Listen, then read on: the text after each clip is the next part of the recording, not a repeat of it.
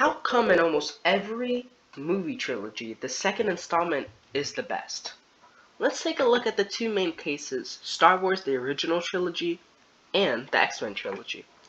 So the first installment usually ranks second because though it can be fun and action-packed, it has a lot of runtime dedicated towards character development, which, don't get me wrong, it's a good thing. You need character development in a movie, or else you just have people running around shooting each other.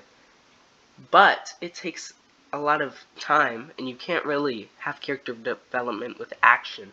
So a lot of the time is taken out of that. And also movies like these have so many characters. Like Star Wars, it has Luke, Han, Chewie, Leia.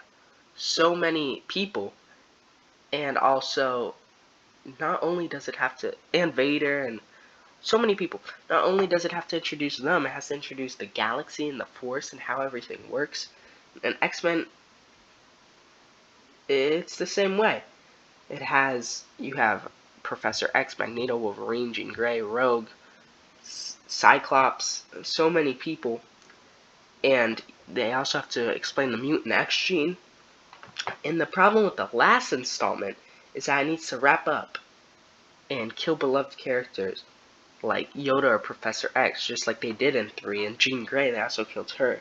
It has to wrap up villain plots like Vader and Magneto. They have to finish what a multi-year long beloved trilogy has started. So it's really hard. Also, they rank less because people get upset when their favorite characters die, and when also movies have to wrap up, which I understand. But the second installments don't have to do any of that. The characters are developed. They might have to show a few, like Star Wars. You showed Mando. Like you showed a few characters.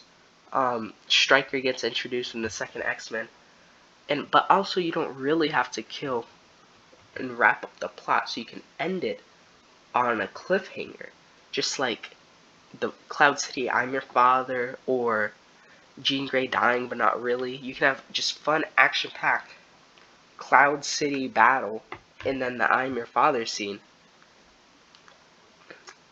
and that's it. You can have Luke falling. Like, Empire ends off on a giant cutscene. I mean, not cutscene, sorry. A giant cliffhanger that no one was really expecting. And also, Jean Grey, you thought she dies, but then it shows the Phoenix in the water. So, it's also stuff like that. Also, another movie is the newer X-Men trilogy, the second one, Days of Future Past. That also ranked higher than First Class and Apocalypse. So that was also the second installment for pretty much the same reason. You didn't have to really introduce the past characters. They even had the newer characters, and you already knew them. And then they also didn't have to wrap anything up.